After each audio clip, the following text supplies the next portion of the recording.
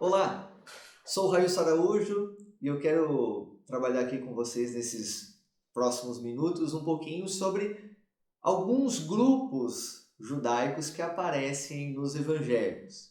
Quando nós falamos de judaísmo, algumas pessoas têm uma tendência a pensar num modelo único de judaísmo, parece que todos os judeus são iguais. E não é assim, como também os cristãos não são iguais. Né? Hoje nós temos o cristianismo católico, o cristianismo ortodoxo, o cristianismo reformado, e no judaísmo, desde o período de Jesus, nós temos alguns grupos que formavam o cenário.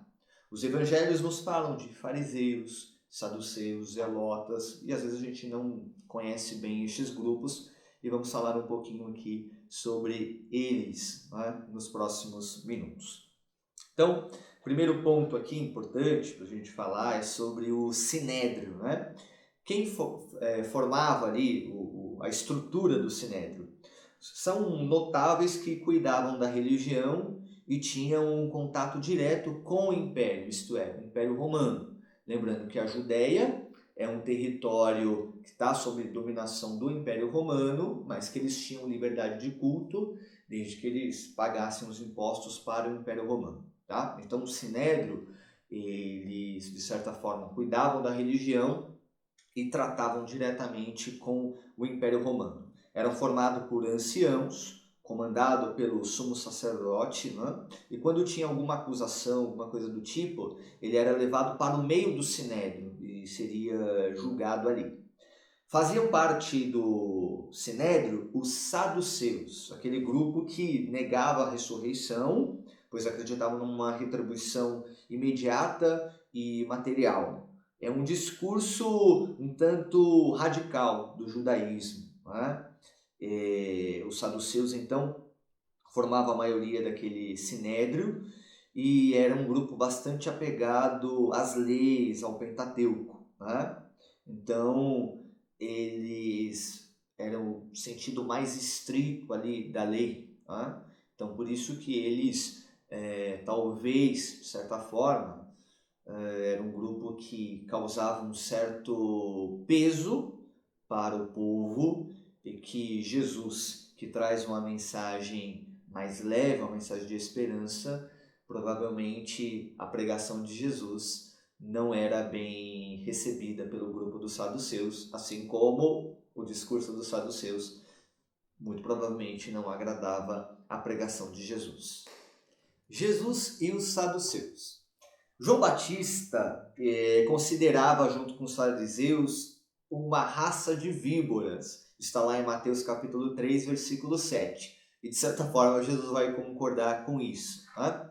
Jesus vai pedir também que os seus discípulos tomem cuidado com os saduceus. Isso aparece em Mateus 16, versos de 6 a 12. Tá?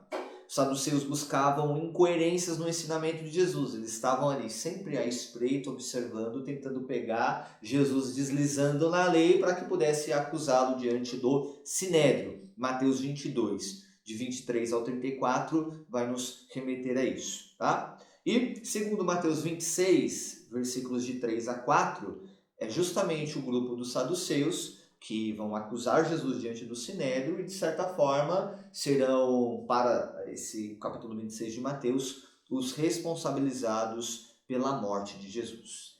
Zelotas, ou também conhecido como sicários. Zelotas, os que estão ali ligados aos campos, e aqueles que atuam na cidade são chamados de sicários. É a partir da insurreição judaica, mais ou menos ali no ano 66 a.C., então nós estamos ali naquele período saindo de cena os gregos e a chegada dos romanos, tá? Nós temos ali a guerra dos judeus, tá? Um período bem complicado, que primeiro e segundo Macabeus nos conta essa história, né? Um historiador judeu, que é o Flávio Josefo, vai falar que os zelotas estão ali entre os salteadores e bandidos deste período. Tá? Ele vai reconhecer a existência deste grupo desde o ano 6 depois de Cristo, tá? como uma seita. Eles estão presentes ali antes, no período da insurreição, mas como uma seita, como um grupo específico, no ano 6. Tá? quando Judas Galileu lança um movimento de revolta que vai contra o recenseamento dos bens dos judeus, que foi pedido pelo Quirino, que era o governador ali da época. Os evangelhos nos contam que Simão era um zelota, Lucas 12, versículo 15, e que provavelmente Judas Iscariotes também seria um zelota, tá? Pedro, pelas características, provavelmente também seria, né? João 18, versículo 10, vai nos falar que Pedro estava armado naquele episódio quando os soldados romanos chegam para capturar Jesus. Então, o fato de Pedro estar armado, isso era uma característica dos zelotas, né? Que, de certa forma, esperavam e tinham essa esperança em um Messias político que derrubaria, tiraria César do poder, tá?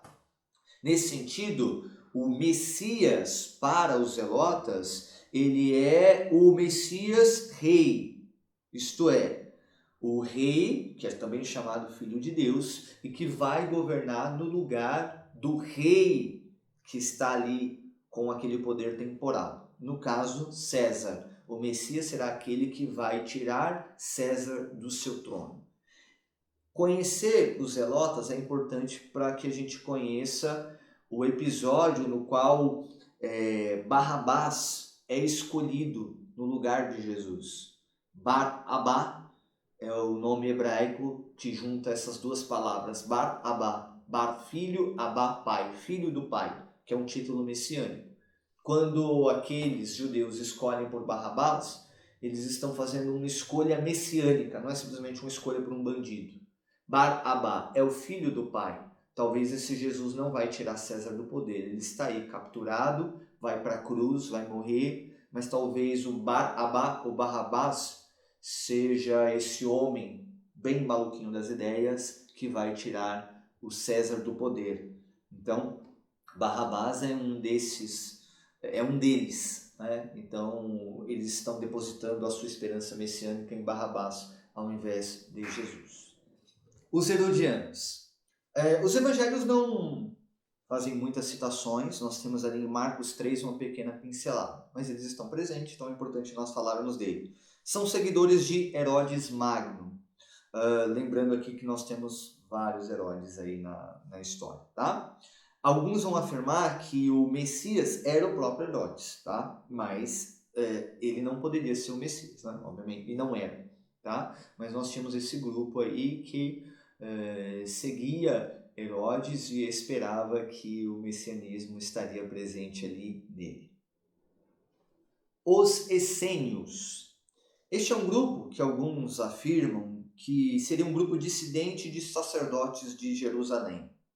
A origem e a história não são perfeitamente conhecidas. Parece que alguns descendentes de Sadoc, antigo sacerdote, se refugiaram no deserto, um período ali dos Macabeus, e deram origem a esse grupo. Tá? Estão ligados em grande parte às descobertas dos manuscritos de Qumran, lá nos anos 40, né, do século XX. Os essênios praticavam o batismo de purificação. Tá? Então esse elemento aqui é importante. E eles têm um discurso bastante apocalíptico, ligado ao fim dos tempos e tal. Eles esperam dois messias, né? Um rei e um outro sacerdote, como Arão, sacerdote ali do Pentateuco. Tá? Estão ligados em grande parte às descobertas dos manuscritos do Mar Morto. Acreditam que o Messias formaria uma comunidade de 12 pessoas. Então tem a ver ali com um segmento de Jesus, parece que se encaixa ali. Né? Surgem por volta do ano 100, entre 100 e 150 a.C. Tá?